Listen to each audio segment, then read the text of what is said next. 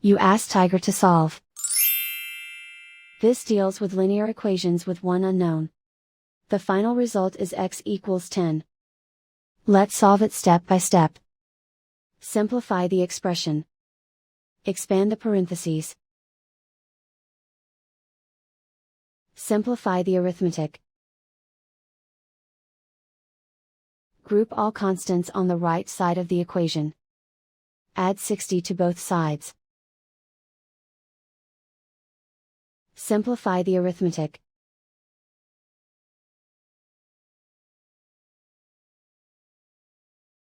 Isolate the x. Divide both sides by 12. Simplify the fraction. Find the greatest common factor of the numerator and denominator. Factor out and cancel the greatest common factor. And so the final result is x equals 10.